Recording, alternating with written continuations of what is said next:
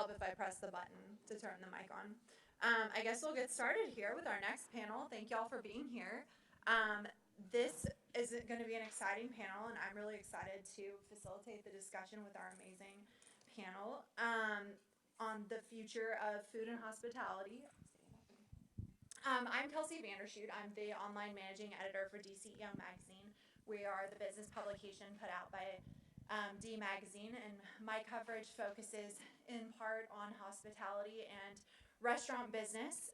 So do a lot of coverage around innovative business models and trends, as I'm sure we'll touch on in our conversation.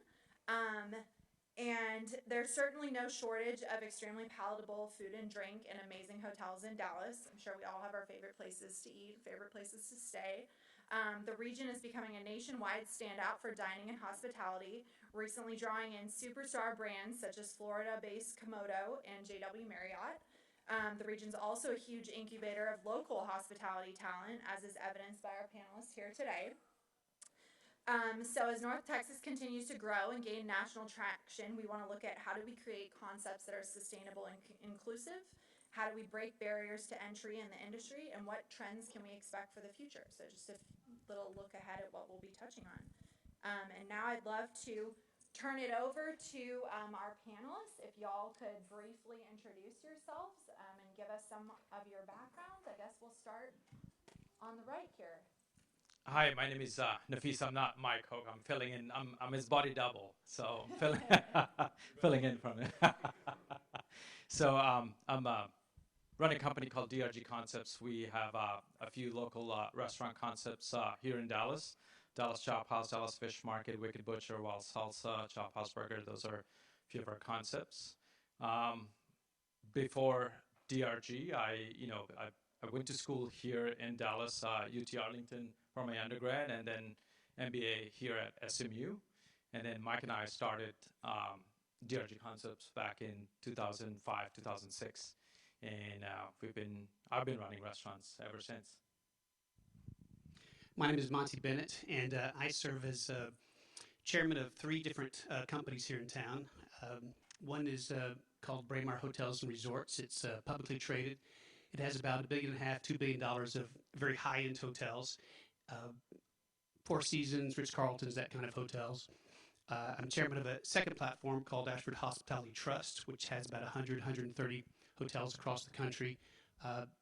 The quality level of those hotels are anything from a Hampton Inn up to about a Westin. And then I'm the CEO and chairman of a third company called Ashford Inc., which provides services to hospitality and other real estate assets. So property management, renovation services, interior design, anything you can imagine that real estate, especially hospitality, needs. We have a company that services that and provides that. I'm also involved in a number of philanthropic activities here in town as well, because I've been here for a long time and I love the city. Dave Johnson. I currently am a co-founder and managing partner of Horizon Capital Partners. Prior to that, that's not why I'm on this panel, I don't think. I was a Trammell Crow guy out of school, fell in by accident on the hotel side. You know, Trammell had beautiful hotels like the Anatole here in Dallas and many, many others. The Renaissance was actually the first Wyndham. Came out of school, worked there for about 17 years, worked my way up to president, Wyndham Hotels and Resorts. Decided I wanted to do something on my own, so I co-founded Ambridge Hospitality, which is a hotel management company. I recently stepped down as chairman and CEO about 14 months ago, but we grew the largest management platform in the world, about 1,575 hotels in 22 countries, about 65,000 employees, and candidly, Monty and I have been on all these panels together, and I just got tired, and I wanted to pull the company through COVID. I started to move on the investor side and get out of the management side, so I turned over to CEO. And we currently, I think, in Horizon are invested, me personally, or Horizon are probably in about 17 different hotels, everything from JW Marriott's all the way down to Home 2. So the reality is I love the industry. I fell into it by accident. It's been a labor of love, and excited to be here. Hi, everybody. Good excellent. Thank you. Yeah. My name's Steve DeShazo. I work for Dallas College in the Office of Workforce Initiatives. I'm born and raised here in Dallas, Baylor Hospital, Any other Baylor babies around? I actually grew up on this campus here at SMU. My mom went to SMU Law School and grew up in the Lake Highlands area and joined the U.S. Navy to become a cook because my parents said, you're not going to culinary school, you're going to go to a real college first. And so I showed them, and I joined the Navy and was a cook in the Navy for 5 years, and then came back here to Dallas. Had a company called Gourmet on the Go, a personal chef service, way before Blue Apron and now all the various home meal replacement services. About 20 years ago, I sold my company and was looking for my next adventure, and I found a job teaching culinary arts at Wiley High School. And so I went into Wiley High School in the old cafeteria kitchen, and the next year the principal let me open a restaurant, Pirate Cove Cafe, and that year Doug Brooks came to visit, and after that visit he donated $500,000 to the National Pro Start organization, and so now I've been at Dallas College for almost 10 years, and the big project I'm working on right now is a $5 million youth apprenticeship grant for chefs, hotel management, and restaurant management, bringing those youth on a career pathway before we lose them after they graduate from high school. Wonderful. Well, thank you all so much for being here. Looking forward to the insights y'all will share. With this first question, I'd love to have everybody give some input, so we'll just work our way, whoever would like to go first. What do you feel are the central elements to success within the hospitality industry, and why? I'm going to go first only because I don't want to have to go after Dave. You know, I got into this industry in 1989, and we went through a recession in 91, and it was pretty bad, especially down here in the Southwest. We had a recession a little bit before that, and it was very bad. And I thought, well, that was bad. We can handle a lot of things. And then after 2001 and that recession and the shutdown in travel because of 9/11, that was pretty bad. And I told myself, well, this is the worst I've ever experienced or even heard of. We weathered it, so we're fine. And then came the Great Recession in 2008, and that was really bad, and the worst that I've experienced or anyone experienced on any record. We think it was worth during the Great Depression, but there's not really good records from back then. And I thought, well, we survived that, we're okay. And then COVID came, and it was an absolute disaster for our industry. And we went from 13,000 employees to 1,300 in about 10 days. And we couldn't lay people off fast enough. It was so bad. And we're still not even fully staffed to where we would like to be. Most companies aren't. So there's many qualities that are needed in this industry. But if you're not very smart like I am and stay in this industry the whole time, then the answer is perseverance, because it has got some ups and downs that need to be weathered.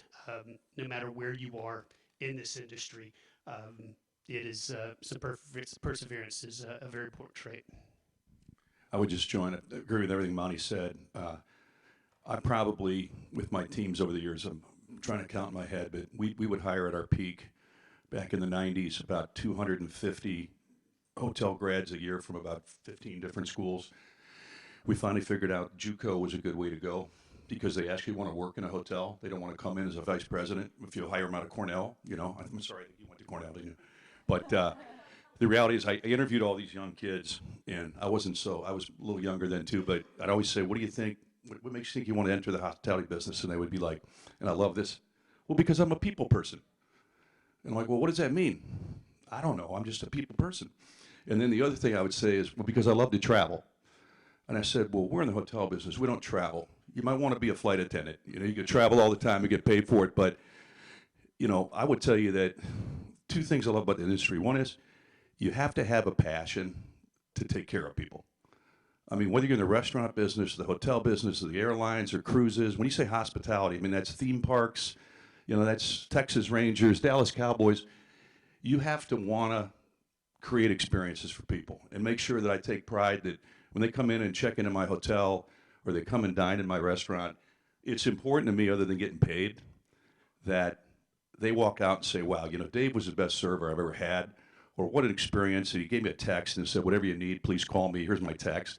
Those things we walk away and say, what a great hotel, you know? And the second thing, what I love about our industry more than anything, and Monty and I we struggle with attracting talent because people see our industry a lot of times as, hey, it's a great job when I'm in college, but I want to be an engineer, or I want to be a lawyer, or I want to be a salesperson or a dental hygienist, whatever the case might be. And there's nothing wrong with those professions, but it's like they see it as a stepping stone to make some money.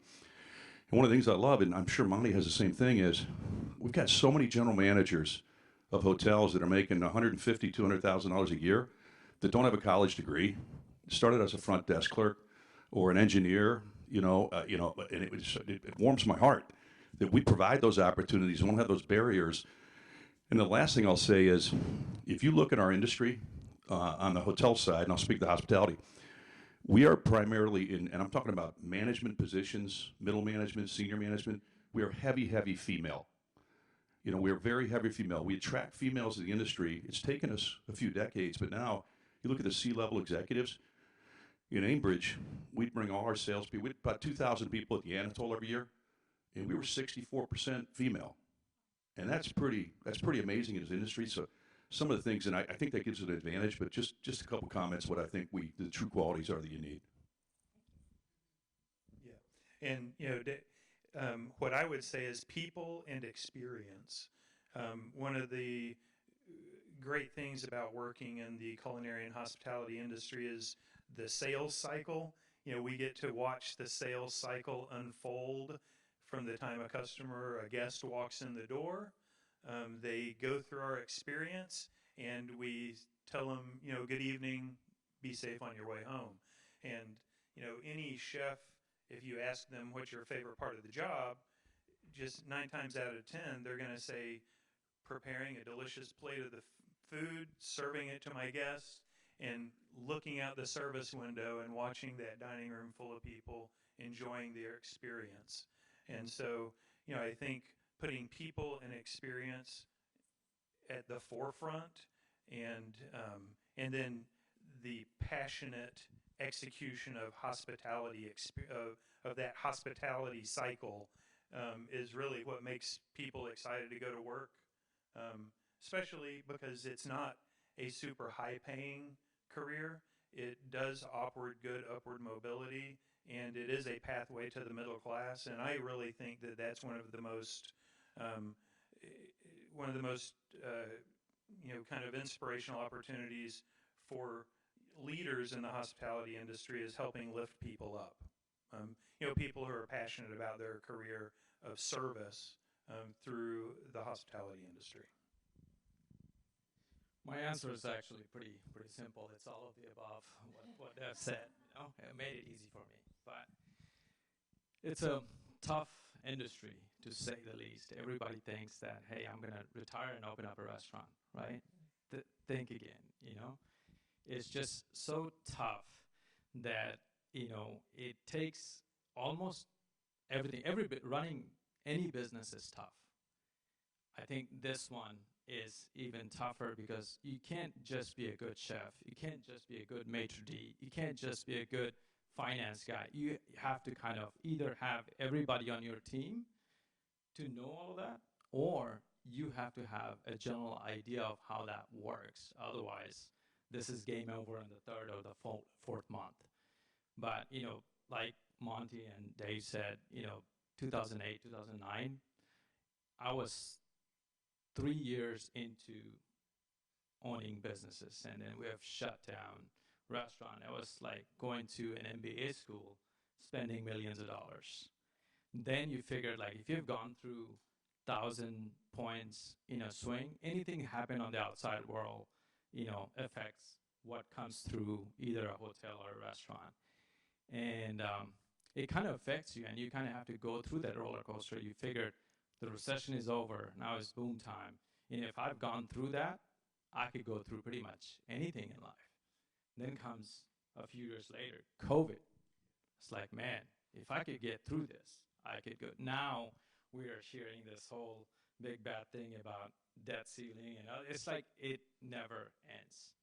But what makes it great is like you can wipe out everything from the night before, and you can have an amazing time in a restaurant serving people that day and create some experience. So that kind of gives you, the will to go on. And as long as you're doing this on a day in, day out, and you are passionate about it, I think this business becomes easy. It's not easy, but easier.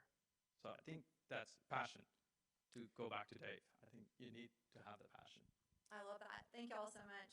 I think we've definitely all seen in the last few years that it can always get worse. And resiliency is definitely key, perhaps for all, but perhaps none more so than travel and hospitality during the last few years. This next question I'm going to start with Nafees, and anyone else feel free to jump in. The restaurant industry in particular is notorious for being costly to enter, having a high turnover, not to mention operating often on low margins in some niches. In light of all these challenges, what does it take to create restaurant concepts that are sustainable? Yeah, thank you. Great question. Like we've all talked about already, I think, the barriers to entry is not as high as any other business. Most people would say, hey, I'm just going to do a food truck. I'm going to do, a small restaurant. I can even do catering business.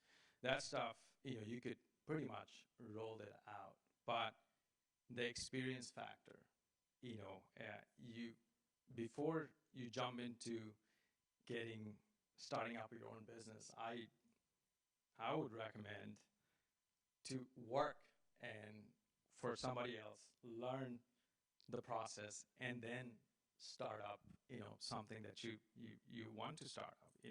It's such a tough business that, people always consider this as a transient business. Like Dave said and Monty said, hey, I'm just going to go through college, and then while I'm going through college, I'm just going to do that. I think the Pro Start program, I think all these schools and institutions that are professionally training, young leaders. I think that will over time change how restaurants are run or hospitality programs are run in the country, because without proper training, without proper education, it's really a tough business to run. Absolutely. Yeah, and it is the barrier to entry.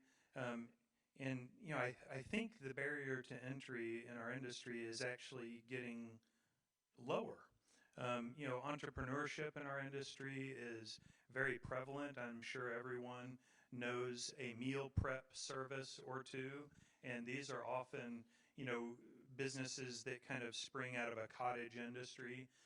Cottage baking in Texas is totally legal. You can bake and sell non-perishable baked goods from your home, which really lowers that barrier to entry. And at Dallas College, we actually have partnered this year with Santander Bank, an entrepreneurship program called Cultivate Small Business, focusing on minority, BIPOC businesses to help lift them up.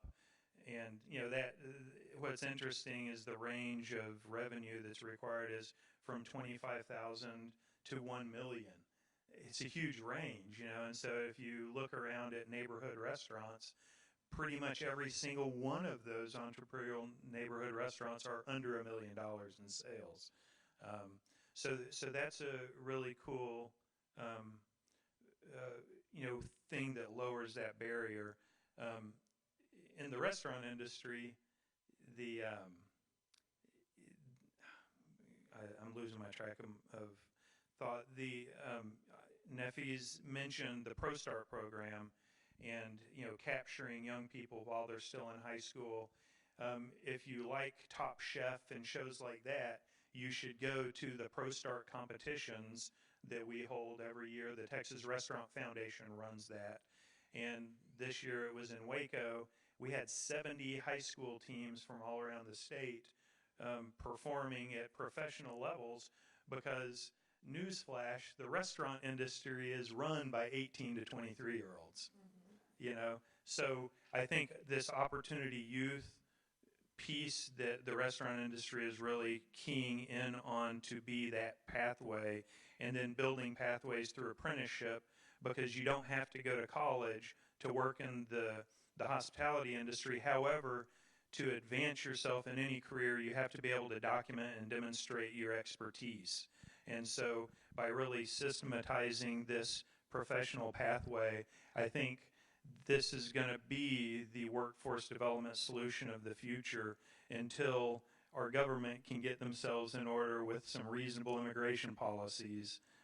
Then we're going to have to grow our own, and I think we're set up well to do that with our Texas Restaurant Association, Hotel Association of North Texas, all of the education committees. You know, we're set up well to serve the industry with strong workforce.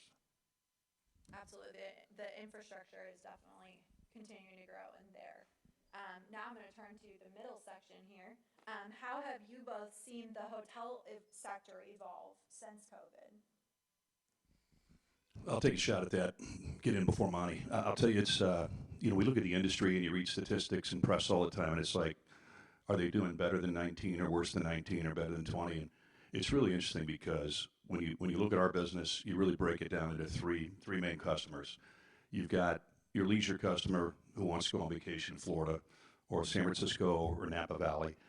You have your business transient customer that stays with you Monday through Friday. They work for IBM. They stay 3 nights at the Marriott. Basically, sleep with you, take a shower, and have breakfast and leave. They go into their offices or whatever and work or whatever they're in town for. And then you have your group conventioneer. And I think we were all blown away, and I think it was that we were all, you know, I'm talking to domestic travel right now, is that coming out of COVID, all of us were so sick and tired of being in our houses that the demand for leisure business came back faster than I ever would imagine. And I'm guessing Monty would agree with me. I mean, we were charging rates 50% higher in Napa Valley and Florida and Arizona and Vegas. You know, I'm a partner in the Rio in Vegas, which if you've ever been there, it's a really nice box, but it's very, very tired. And we're doing 35% higher profit than we did in 2019. And we haven't put a dollar in the hotel. But business travel took a real hit. And we're still struggling to come back. But the red states are coming much better. So when you look at it, it's very bifurcated. You know, people want to talk about how is it. I mean, San Francisco is a disaster. Nobody wants to travel there. Nobody goes to the office. The homelessness problem. So, and then lastly, the group and convention business was the last to recover. But in cities like Orlando, Vegas, to some extent LA, but the red states, Arizona for sure, are thriving. And then international is really the last to recover, unless you're the Caribbean, Mexico.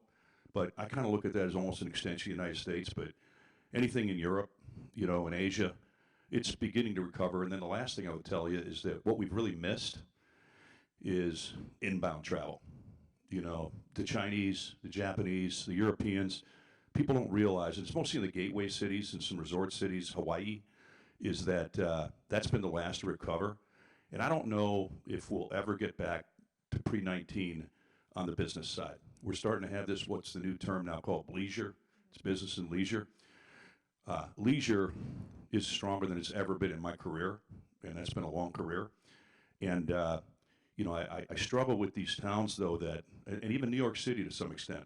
I mean, these cities with these blue state cities, I don't want to get into politics here, but a lot of people don't want to travel there. My hometown is Chicago, and it just hurts my heart that people that live here that are very educated say, I'm not going to Chicago. And I'm like, you know, it's kind of a microcosm area within about a 5 square block area, but I mean, they don't want to travel to Chicago, and our hotels in Chicago are not doing that well, are they, Monty? You know, so that'd Not be, at all. Go ahead, Monty. Thank you, Dave. Yes, this whole COVID thing is really interesting. Our industry typically year over year would be maybe a 2 or 3% increase in business, and then in a down year it'll be about 2 or 3% down, and that's normally how our business is, just very small changes. The Great Recession was different. That was probably a double-digit or high single-digit drop in demand, which was very unusual. But here with what's happened with COVID is something none of us have ever experienced before. We had such huge swings. You had all your business drop off. We had 90% drop off in business in May of 2020. And then when it started to come back, it started to come back very unevenly. And there's only a limited stock of resort type properties. And when the demand for that increased, say, 10%, when your stock is fixed, that drives rates sky high and really saved our bacon because the leisure hotels just weren't doing very well. We own a Ritz-Carlton down in Puerto Rico, and in August, which is the last month you want to go to Puerto Rico in, we charge $2,000 a night for a regular room. And I go there, and one of my platforms owns it, and so, you know, it's part of the program, but I wouldn't pay $2,000 a night to go and stay in these hotels. I don't know where all these people are that have all this money to pay this kind of money. And we still see individual business travelers, the business down maybe 20% or so, as people have adopted and adapted to Zoom and other ways of doing business. So everything just kind of so topsy-turvy as we try to conduct our business. It's made it more difficult, but it's also fascinating as you see what's driving people. And there's been a trend that's been going on for years, and that is people have more leisure time, they have more disposable income generally, and so they want to spend that money vacationing and seeing the world. And heck, at these conferences, you know, I've been at since the 90s, everybody talks about, you know, experiences. People want experiences, and that's true more than ever. We need to add in our resorts more different experiences, more reasons for people to come there, more things for them to do. As people get wealthier, they want more and more different experiences. They have a home that's nice enough. They're in a school that's nice enough. They have a car that's nice enough. They want to spend that disposable income on these experiences. And so as far as looking to the future, most of the demand, I believe, is going to come on the leisure side. I mean, 20, 30 years ago, everyone that hired got 2 weeks vacation. Now everyone that's hired in the professional class is 4 weeks vacation.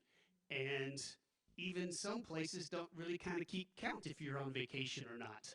So there's just so much more leisure time, and this is what people want. So it has been fascinating to see this change, and so COVID really accelerated all that. I think a lot of people just said, you know, I only live once. Why am I working so hard doing this? I'm going to have a different direction with my life.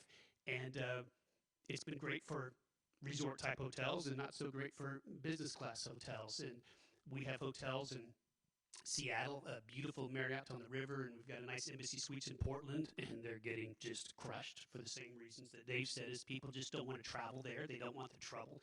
Even my board of directors, we were talking about our next board meeting, and I said, okay, where do you guys want to take it? It's in August. You guys want to go to Boston or Chicago?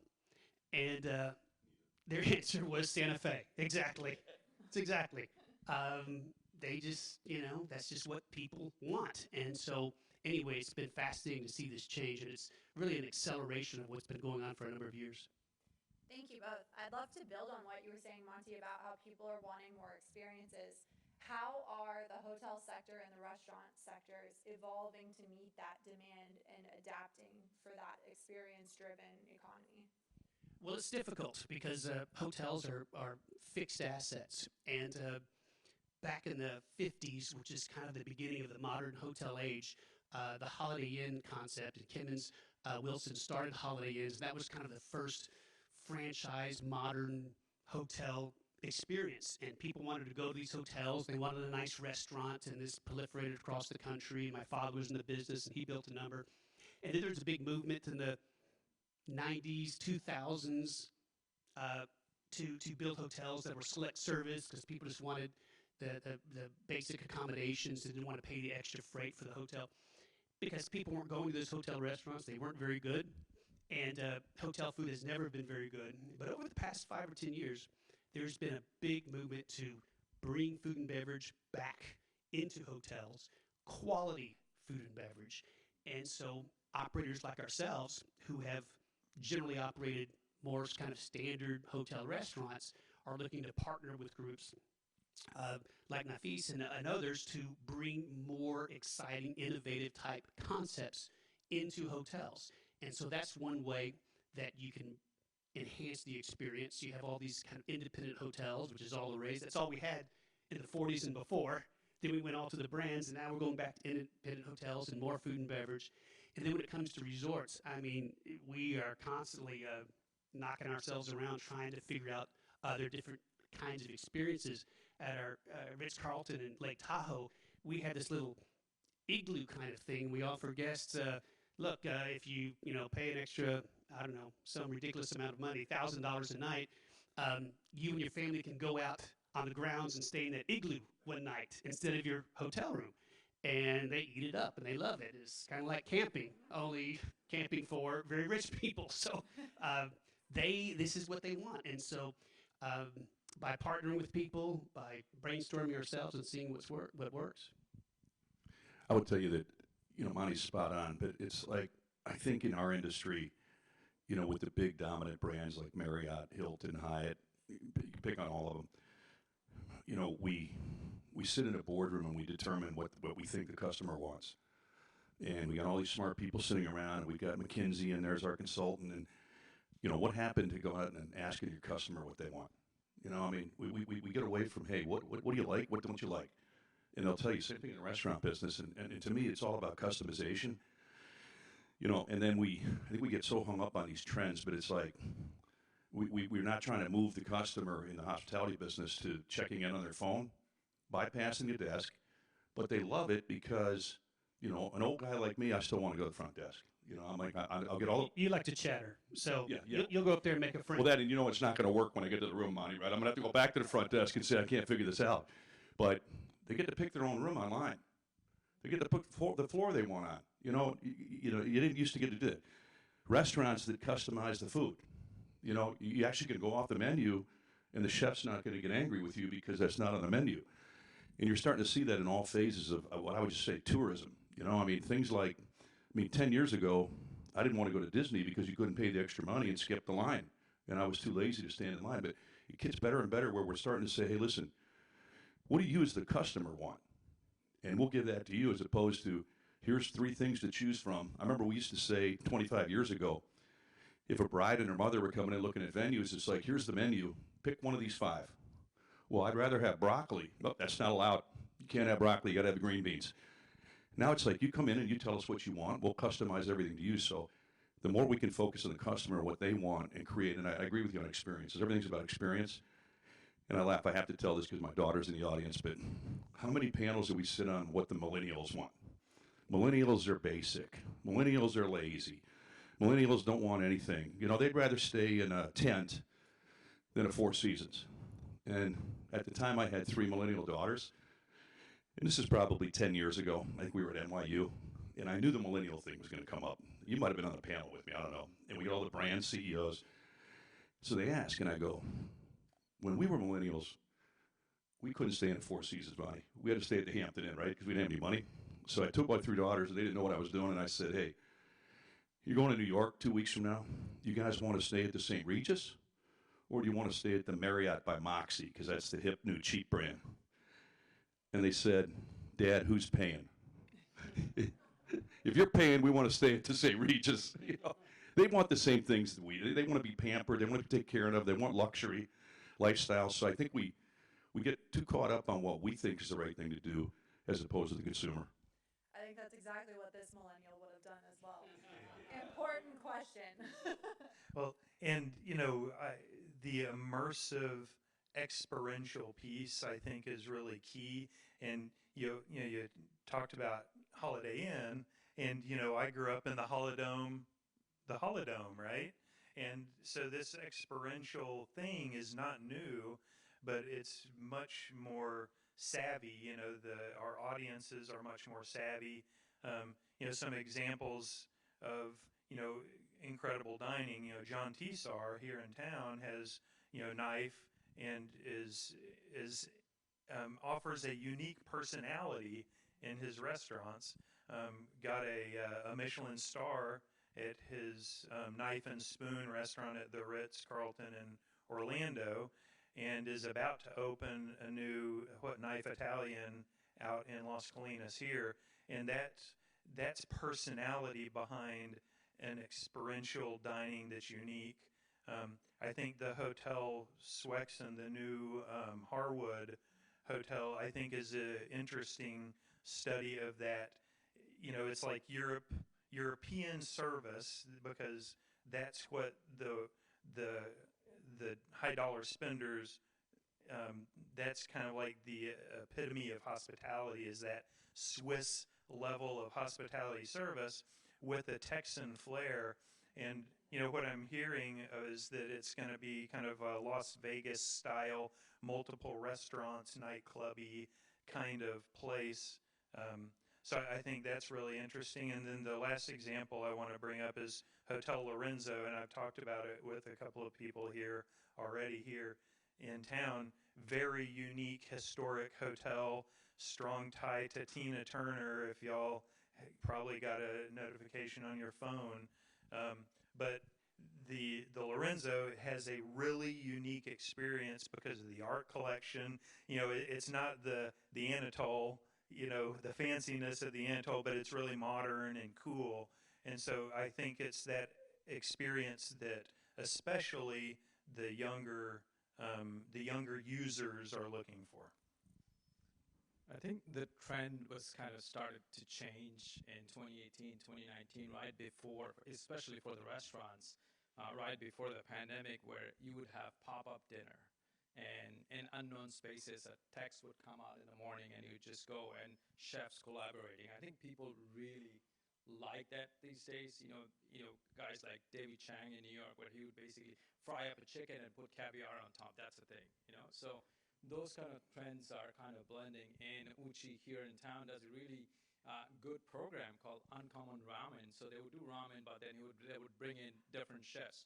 I think those kind of experiential event wine dinners were always part of our industry, but these food and ramen and brisket and all that stuff that you do right there with 2 or 3 chefs collaborating, I think that's gonna happen more and more. A chef or a city that has done an amazing job in blending, you know, high-powered chefs and hotels is Dubai. Anywhere you go, it's like this Michelin-star chef was open up an outpost there.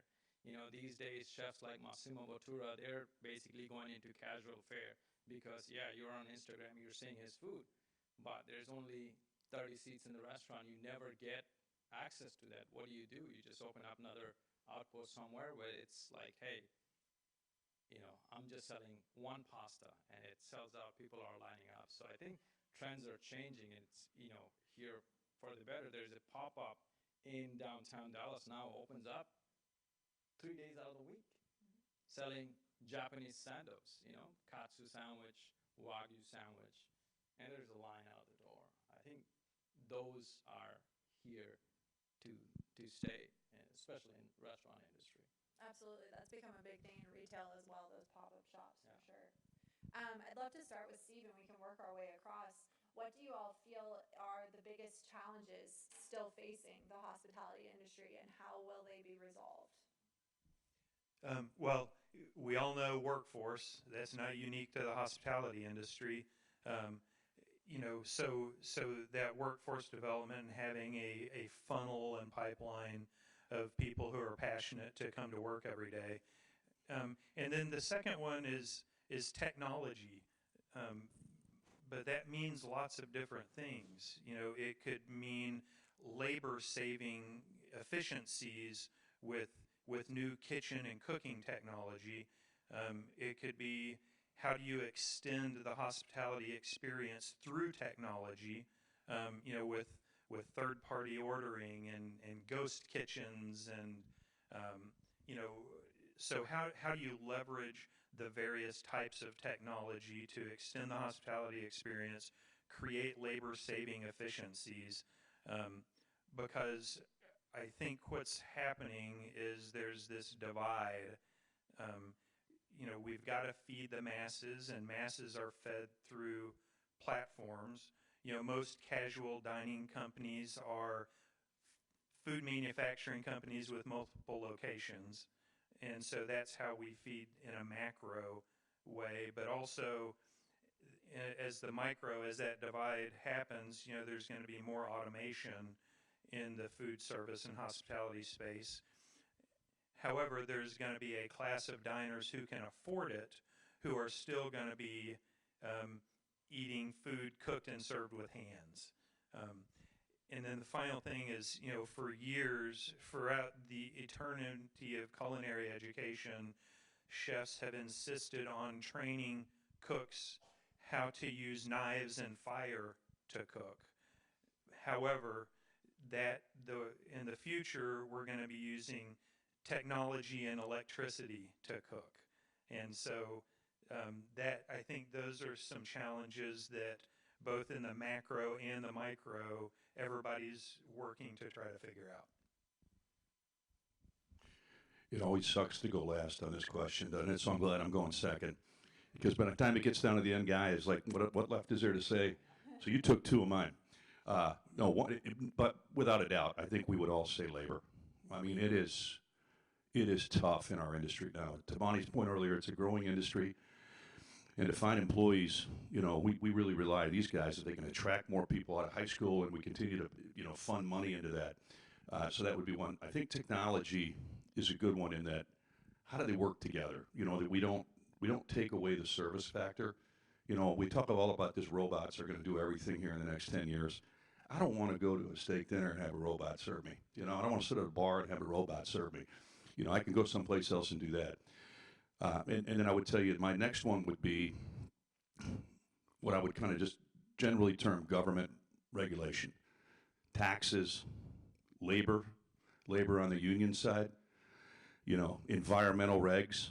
We've got to get rid of gas stoves. We've got to do this. Seems like every time we turn around, somebody that has no clue what we do in our industry, how many people we employ, how many taxes we pay, that says, and been a trial lawyer all their life or a career politician, and says, well, this is what the cruise industry needs to do. This is what the hospitality industry, this is what the airlines need to do. Now we got the government wanting to run the airlines, And so we need to be very cognizant of that. And then lastly, kind of the restaurant hotel side, I agree with Monty that we've got this whole swing in hospitality and restaurants for localization, farm to market. And I think the interesting thing is when you say restaurant industry, it's so big. You got casual, you got semi-casual, you got luxury. And I think that we sometimes get caught up that what works in Chicago or what works in Vegas or New York or LA works in the other cities. And I'm in the industry because I invest in people out of my family office. And the thing I love about Dallas, I've lived here for 30 years, even I'm a Chicago guy. Il Molino came here and everybody was fired up. We're going to be New York here in Dallas. Failed. I can say this because hopefully nobody hears from there. I'm partners in Bob's on Lemon, which is an institution here, and I am because Bob Sambo wanted to buy it back. He's a dear friend. I'm partners with D. Lincoln Prime up at the Star with Jerry, because everybody wants there to go see D just like everybody wants to go see Bob. But I invest in people. But Carbone just came here. You couldn't get a reservation a year ago. Now, you go there, it's half full. And Dallas people crack me up. Water Grill, hottest thing in LA. Some of my favorite restaurants in LA. I was so excited they were coming here. I went there and it failed. And I'm like, how could Water Grill fail in Dallas? Because everybody here wants to go to a steakhouse. It's just crazy. They'll pay $150 for two for steak and a bottle of wine, but $40 for a bowl of pasta, not a chance. But we're unique in Dallas, but they're unique in Chicago and they're different in Dallas. I think it's a challenge when we try to force something on somebody just because it worked in one city that's going to work in another. Thanks, Dave. On the Dave's point about regulation, that's always a challenge. Almost every regulation that I've seen is well-intended, but many just aren't thought through very much. I don't know, maybe it was 20 years ago when a requirement came out from the federal government to have these devices where someone that couldn't walk could take their wheelchair up to a device and they could get in a chair that could lower them down into the pool, which is great. That's great. That's helpful for them. But the reg said that you have to have that permanent. You couldn't keep that device in a closet and bring it out when it's needed. And we pushed back so hard because we knew what was happening. And sure enough, kids get on it, they swing out, they mess it up, they injure themselves. I don't know if the kid has buckled themselves in and drowned themselves yet, but it's just a little bit too much. And if you've got 3 pools all next to each other, you need 3 of those devices right next to all the pool. They're unsightly, and they're never used. Never used, never used. And so something that's a good idea, it's helpful, just gets taken to a point, and that regulation will never be repealed. It'll be there for the next 1,000 years, and it's just a shame because it's a waste of resources. Because in the end, resources that are wasted like that would have otherwise gone back to shareholders, and all this capital that invests in hotels, ultimately it's owned by pension funds. And these pension funds provide the retirement for teachers and policemen and the like. And they're the ones that ultimately don't do as well as they otherwise should have because of these misplaced regulations. And then another area is financing. Right now, financing is very difficult in our industry. You can't get a loan to refinance a hotel, much less build one. It's just about totally shut down. So that's a current difficulty. And the last one I wanted to mention is crime. Some of these just beautiful cities have got so much crime that people don't go, and hotels close down, or they certainly don't get built. And unless some of these cities solve their crime problem, and I'm sad to say that Dallas is one of them. We have too much crime. We've got too much crime downtown. The crime in downtown Dallas every month is anywhere between 5 to 10 times more than downtown Fort Worth. So this is just 60 miles away, center to center or less. And the crime is so bad that it makes it a very difficult environment to have a business, to have a hotel, to locate your office space. And so if they can do it in Fort Worth, we can do it here in Dallas. Thank you. So I'm a little hopeful about the people part of the equation. Here's why. I think we have some solutions in our hand. We can look at, technology, airlines, from toll road to grocery store, you put in kiosks. And in certain instances, that labor issue could be mitigated by some percentages. Same time, if you really look at examples of Singapore, Malaysia, granted they're smaller countries, UAE, they import labor in, to mitigate that problem. And that's I guess, a government issue, fixing border problem, guest worker program, whatever it is, that could be solved. My biggest concern is Mother Nature. Corn, avocados, lemon, anything that you can think of, fire, flooding, everything. I track food prices on a regular basis these days, and either corn is going high, beef is going high, lemon. So it's hard to put in pulse, finger on the pulse as to which price is going to spike. Potatoes, depending on where things are happening all over, grain in Ukraine and whatnot, right? So that's not Mother Nature, but you know what I'm getting. It's the commodity prices that is putting a monkey wrench into everything else that we do. And how do you factor in your cost on a day-to-day basis, especially a small operator who's basically running a few restaurants or one restaurant? When do you have the time to compete that? Because your graphs are all over the place. I think, to me, that's a big concern for a lot of us restaurateurs, because if you can't figure out your cost, how do you stay in business? Yeah. Absolutely. Supply chain has been huge for sure. Last question here. How do you all feel like leaders within hospitality can innovate to not only succeed from a financial perspective, but to run a mission-driven, purpose-driven model as well that gives back to the community? I think it's a matter of just putting it into your culture. I'm proud to say that maybe a decade or two ago, our firm adopted MLK Day as a company holiday that back then hardly anybody in the South did, and even today hardly anybody does. We launched a program where we have 2 service days a decade or two ago, where a day in the spring and a day in the fall, our associates are paid and they go volunteer for a charity. a charity that does not create dependence, which is important. And during COVID, we were getting crushed, but we're in the hospitality industry, and so we had a directive and a mission that we would not turn anybody away. And so we housed lots of nurses and doctors at very low prices, even though we couldn't afford it. We even had COVID patients stay in a number of our hotels, and the brands gave me all kinds of grief over it because they didn't want, say, this Marriott known as the, COVID house that later people may not stay in because of that. And our view was, if we're in the hospitality business and we can't take care of people when they need it, then we're not in the hospitality business. And so in our business, I think it's a little bit easier because it's part of what we have to do every single day, right? We take care of people, either to eat or to have shelter. But that's how you do it. You infuse it into your whole culture of serving other people. Yeah, and I would say that placing the people on the front lines first, when they are taken care of, they're going to take care of the guest. I would say, embracing diversity in the hospitality industry, because the guests who we serve are as diverse as the associates who serve them.